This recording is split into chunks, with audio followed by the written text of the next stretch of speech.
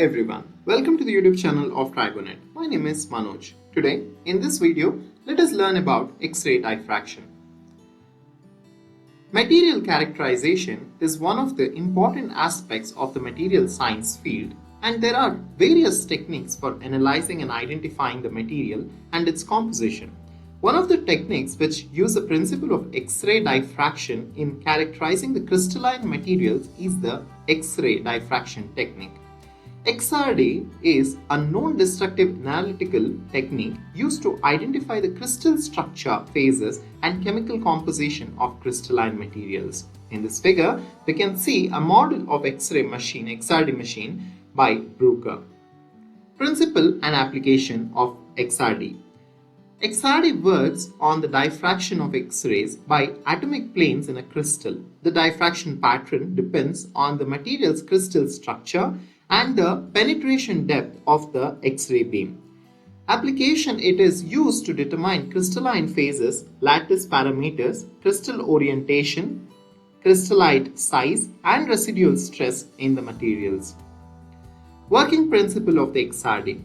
XRD uses the monochromatic X-rays that diffract from atomic planes in a crystal, producing constructive and destructive interference according to Bragg's law.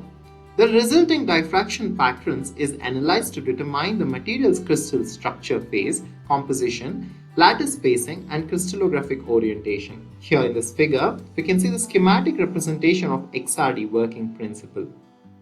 Components of the X-ray diffraction.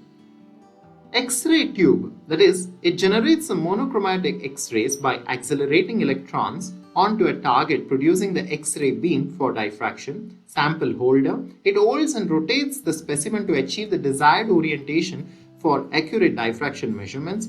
X-ray detector, it detects the diffracted X-rays and converts them into intensity data, producing the diffraction pattern or XRD spectrum. Here in this figure, we can see the components of XRD.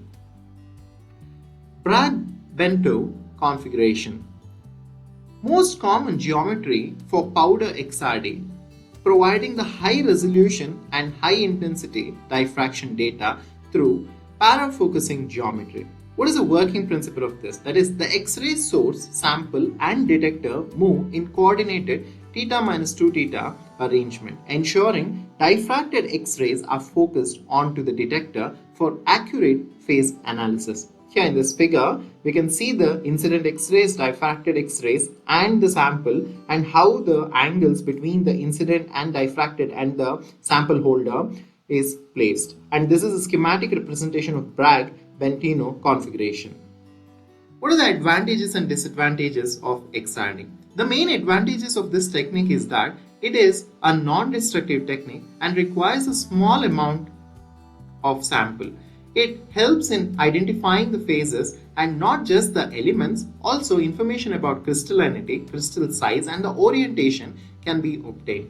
There is no requirement for sample preparation, or minimal preparation can be required, and does not need vacuum operating conditions. The major limitations of XRD are it cannot identify the amorphous materials and does not give information on the profile depth. It is a bulk technique requiring a large analysis volume and a large minimum spot size.